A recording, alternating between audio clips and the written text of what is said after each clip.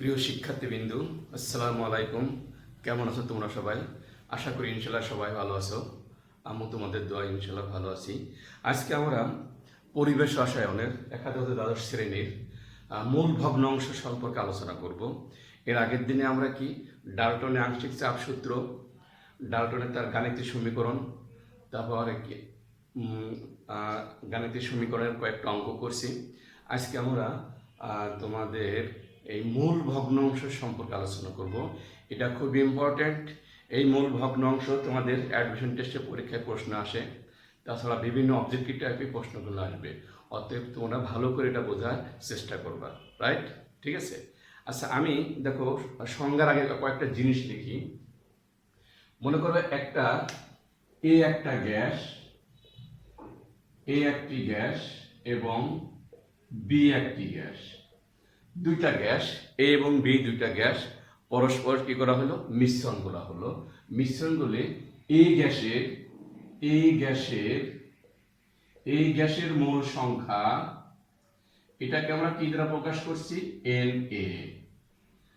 এই গ্যাসের মোল সংখ্যা ধরলাম এন এ, এবং বি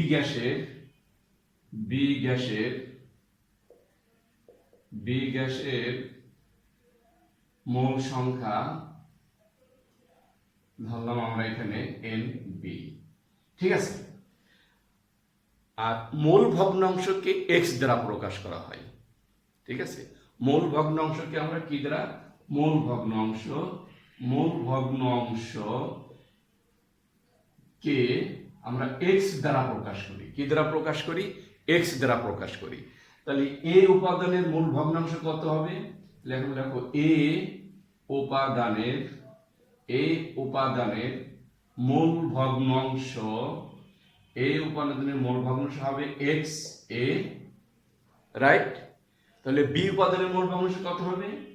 বি উপাদানের মূল ভগ্নাংশ হবে এক্স বি। ঠিক আছে।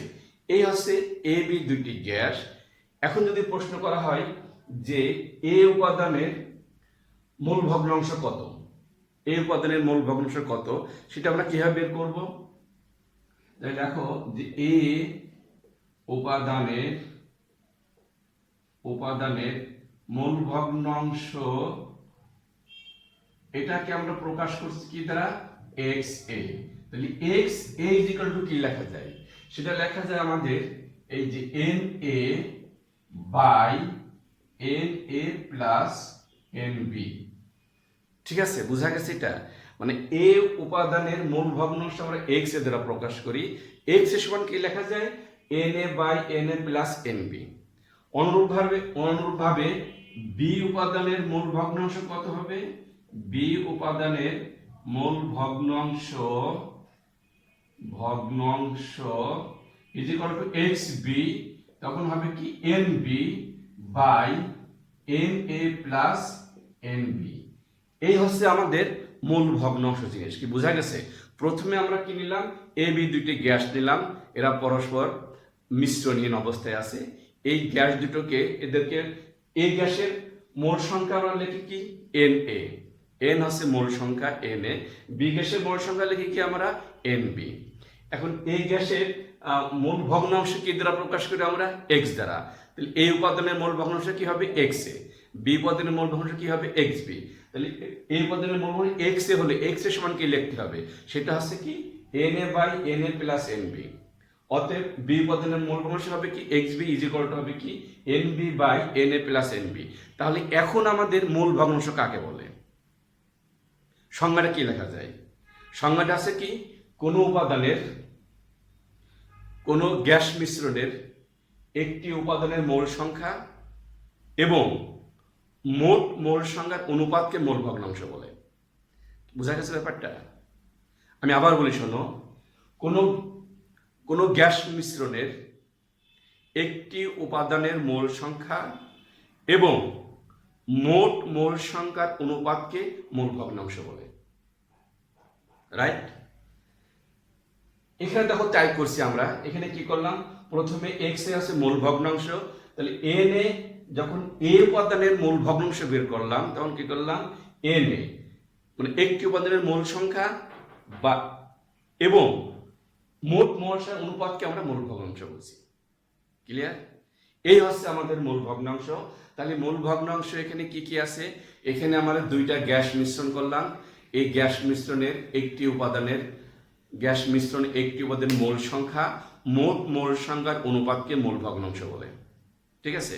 আচ্ছা, আমি অঙ্ক করি, দেখো, তাহলে তোমাদের বোঝার সুবিধা হবে। আচ্ছা, এই সূত্রটা আমরা লিখে দিই, এখানে একটা অঙ্ক করি, দেখো অঙ্কটা। আর এই মিশ্রণটা দ্রবণের ক্ষেত্রে হতে পারে এবং গ্যাসের ক্ষেত্রে হতে পারে। ঠিক আছে? আমরা লিখি একটা প্রশ্ন, যে 5 গ্রাম ইথানল CH3 5 গ্রাম মিথানল এবং 10 গ্রাম ইথানল মিশ্রিত অবস্থায় আছে।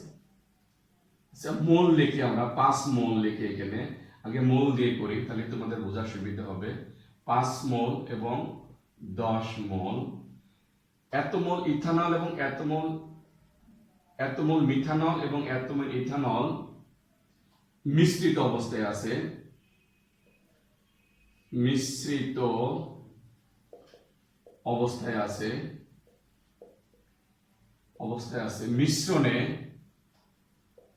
মিশ্রণে ইথানলের মূল ভগ্নাংশ কত?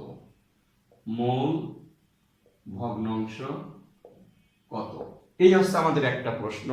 আমরা কি লিখলাম এখানে? এখানে লিখলাম 5 মোল ইথানল এবং 5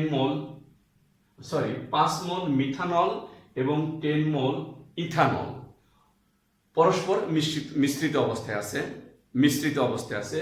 যে মিশ্রণের ইথানলের মোল ভগ্নাংশ কত? এখানে কি দেওয়া আছে? মোল সংখ্যা। তাহলে দেখো, এখানে আমরা লিখি যে n ইথানল মিথানল CH3OH কত দেওয়া আছে? কি সেটা আছে কত? 5 মোল। আবার n ইথানল C2H5OH এর দেওয়া আছে কত? 10 মোল। আমাদের প্রশ্ন আছে কি? আমাদের প্রশ্ন আছে ইথানলের মোল ভগ্নাংশ কত। ঠিক আছে? তাহলে ইথানলের মোল ভগ্নাংশ আমরা ধরে আসছে x, এটা আমাদের সমাধান। x ইথানল C2H5OH কত হবে?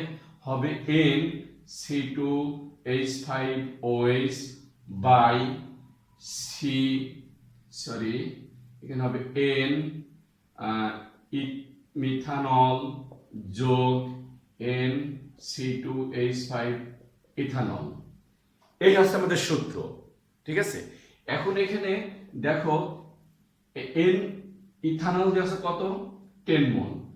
দেওয়া আছে কত? 10 ডিভাইডেড বাই কত হবে?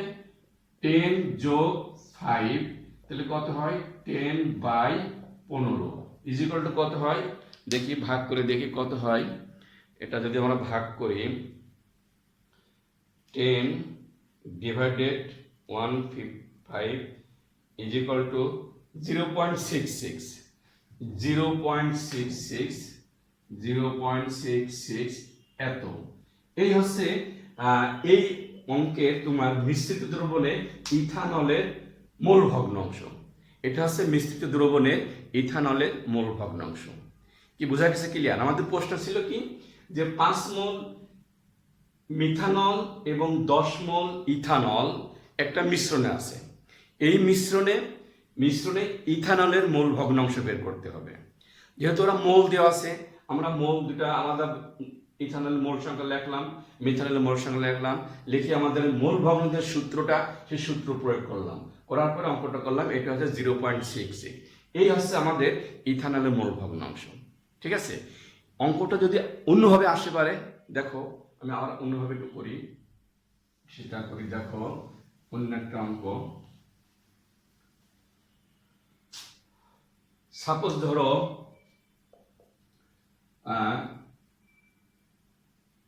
5 গ্রাম কার্বন ডাই অক্সাইড এবং 10 গ্রাম নাইট্রোজেন 5 গ্রাম কার্বন ডাইঅক্সাইড 10 গ্রাম নাইট্রোজেন মিশ্রিত অবস্থায় আছে মিশ্রিত অবস্থায় আছে মিশ্রিত অবস্থায় আছে মিশ্রণে মিশ্রণে কার্বন ডাই অক্সাইডের মোল ভগ্নাংশ কত? মিশ্রণে কার্বন ডাই অক্সাইডের মোল ভগ্নাংশ কত? আগের অঙ্কটা কি ছিল? আগের অঙ্কায় মোল সংখ্যা দেওয়া ছিল, এবার কিন্তু আমাদের দেওয়া আছে কি? এবার আমাদের গ্রাম দেওয়া আছে, ঠিক আছে? এবার আমাদের কি দেওয়া আছে? গ্রাম দেওয়া আছে। তো এই গ্রামটাকে আমাদের আগে মোলে কনভার্ট করতে হবে, ঠিক আছে? তাহলে দেখো কিভাবে করা যায়। এখানে আমরা লিখি, এটা মুছে দিই। এখানে দেওয়া আছে দেখো কার্বন ডাই অক্সাইড দেওয়া আছে কত? 5 গ্রাম। আবার নাইট্রোজেন দেওয়া আছে কত? 10 গ্রাম, ঠিক আছে? তাহলে কার্বন ডাই অক্সাইডের মোল সংখ্যা কত? n কার্বন ডাই অক্সাইড এর মোল সংখ্যা আমরা জানি n কত জানি? g/m।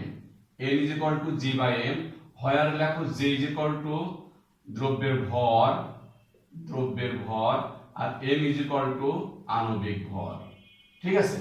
তাহলে কার্বন ডাই অক্সাইড কত দেওয়া আছে? g দেওয়া আছে কত? 5 গ্রাম বাই কার্বন ডাই অক্সাইড আণবিক ভর কত? কার্বন ডাই অক্সাইড আণবিক ভর 12 যোগ 16 দুগুণে 32 44 এই, তাহলে কত হলো? এত মোল।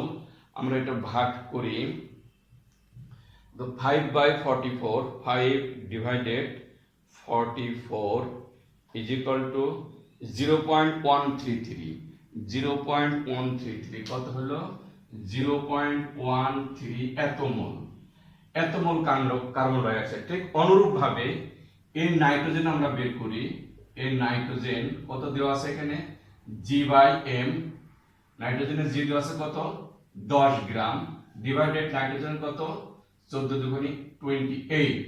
তাহলে এটা ভাগ করো, 10 28 10 ডিভাইডেড 28 is equal to 0.357 এত মোল। আমরা মোলটা বের করে ফেললাম। প্রথমে ছিল এখানে দেওয়া আছে কি? গ্রাম দেওয়া আছে, কিন্তু সরি, এই গ্রামটাকে আমরা কি করলাম? মোলে কনভার্ট করে নিয়ে আসলাম। কিভাবে? এখানে দেখো কার্বন ডাই অক্সাইড 5 গ্রাম এবং নাইট্রোজেন আছে 10 গ্রাম। আমরা n গ্রামকে মোলে কনভার্ট করতে নিয়ম আছে n g/m। n হচ্ছে মোল সংখ্যা, g হচ্ছে দ্রব্যের ভর, m হচ্ছে আণবিক ভর। এখানে তোমরা জিও লিখতে পারো অথবা ডব্লিউ লিখতে পারো, যে কোনোটা লিখলেই হবে, ঠিক আছে? তাহলে আমরা বের করলাম g/m 5/44, এটা হচ্ছে 0.133 মোল। আবার নাইট্রোজেনের কত আছে? g/m 10/20 0.35 মোল। তো আমরা দুইটাই মোল সংখ্যা বের করলাম। আমাদের এখানে চাচ্ছি কি মিশ্রণে কার্বন ডাই অক্সাইডের মোল ভগ্নাংশ কত। তাহলে দেখো কার্বন ডাই অক্সাইড x, এটা আমাদের সমাধান, x carbon dioxide is equal to কত হবে?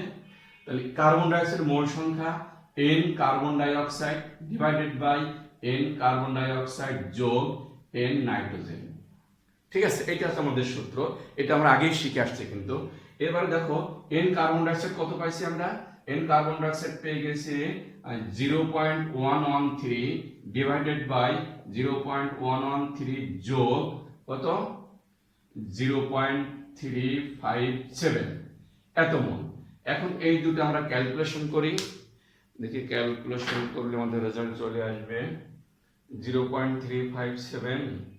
আচ্ছা, আমরা কাটাকাটি করি,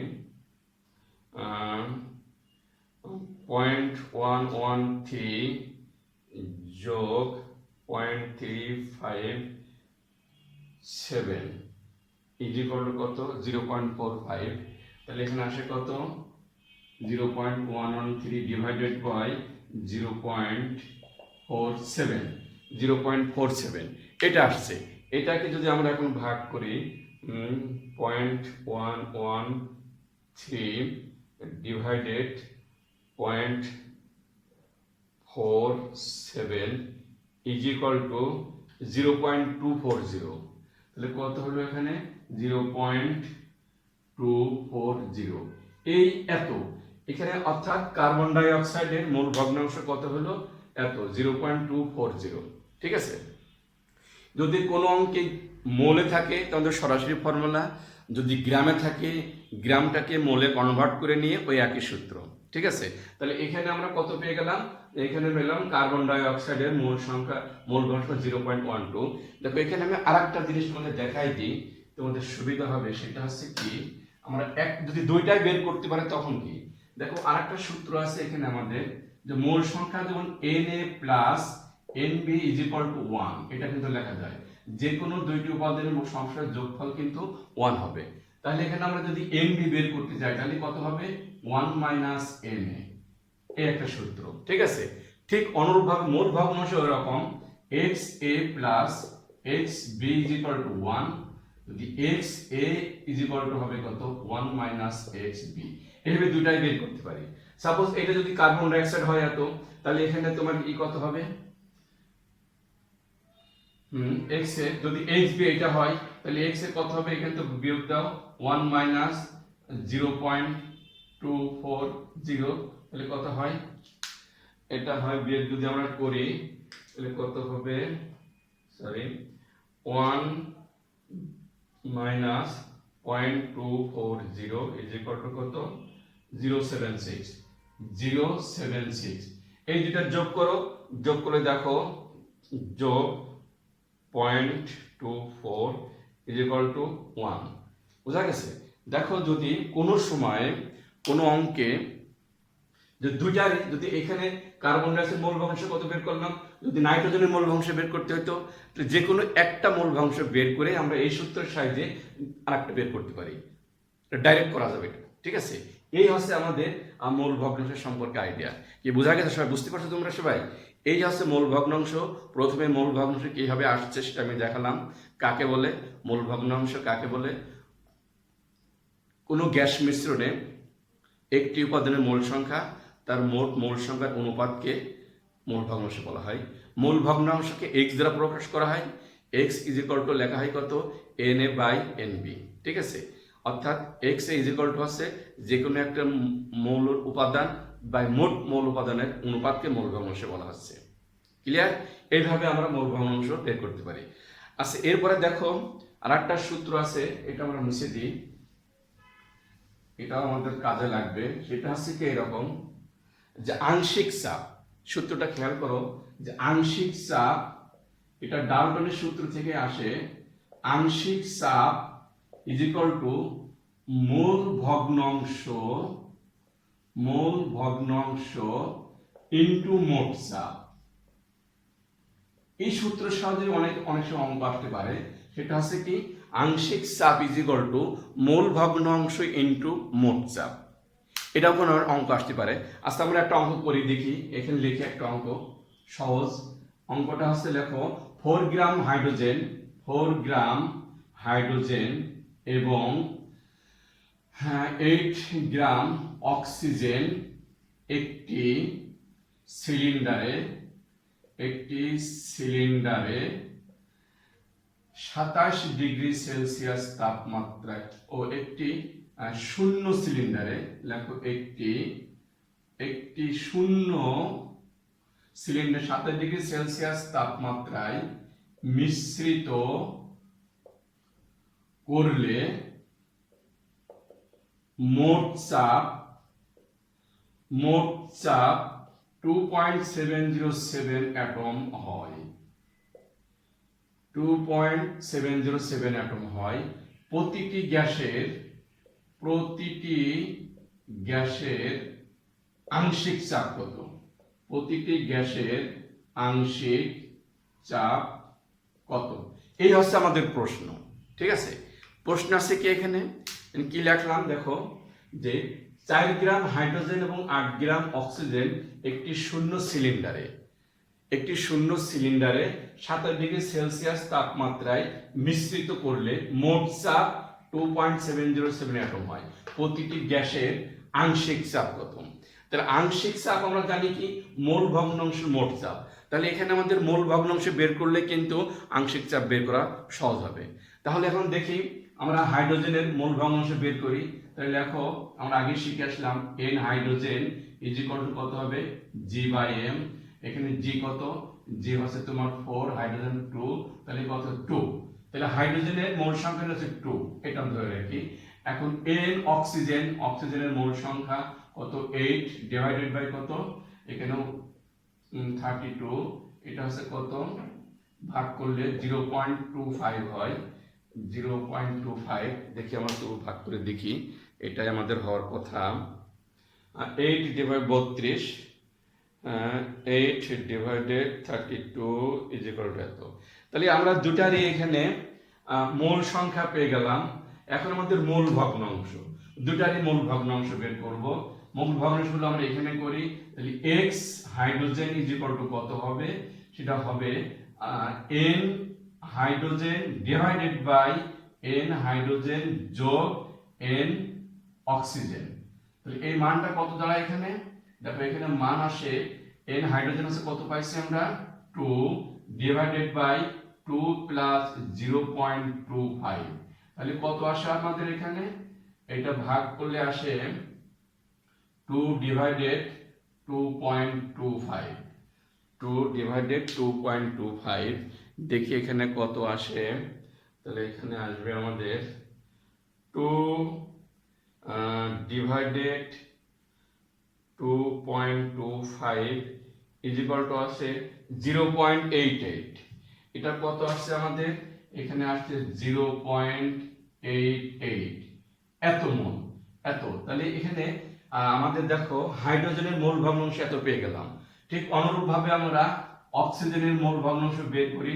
তাহলে সূত্র হবে কি n oxygen divided by n oxygen যোগ n hydrogen is equal to কত হবে, n অক্সিজেন কত পাইছি আমরা 0.25 ডিভাইডেড বাই যোগ করলে কত হয় 2.25। তাহলে 0.25 কে 2.25 দ্বারা আমরা ভাগ করি, দেখি কত আসে এখানে 0.25 ডিভাইডেড 2.25 ইজ ইকুয়াল টু 0.11। এটা আসে আমাদের কত 0.111। তাহলে এইটা হচ্ছে আমাদের কার, হাইড্রোজেনের মোল ভগ্নাংশ, এটা হচ্ছে অক্সিজেনের মোল ভগ্নাংশ। এখন আমাদের এখানে চাচ্ছে কি প্রত্যেকটি গ্যাসের আংশিক চাপ। তাহলে এখন লিখি যে হাইড্রোজেন গ্যাসের, দেখো হাইড্রোজেন গ্যাসের আংশিক চাপ ইজ ইকুয়াল টু কত হবে, সেটা হচ্ছে সূত্র আছে কি মোল ভগ্নাংশ ইনটু মোট চাপ এই। তাহলে হাইড্রোজেনের মোল ভগ্নাংশ কত পাইছি আমরা 0.88 ইনটু মোট চাপ কত, এই যেখানে মোট চাপ দেওয়া আছে কত এত অ্যাটম, আর এটা হচ্ছে আমাদের 2.707 অ্যাটম, এই একটা অ্যান্সার হবে।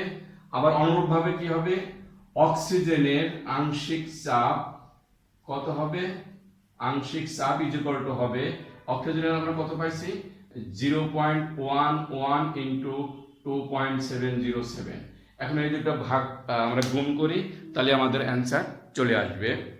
দেখি 0.888 ইনটু 2.707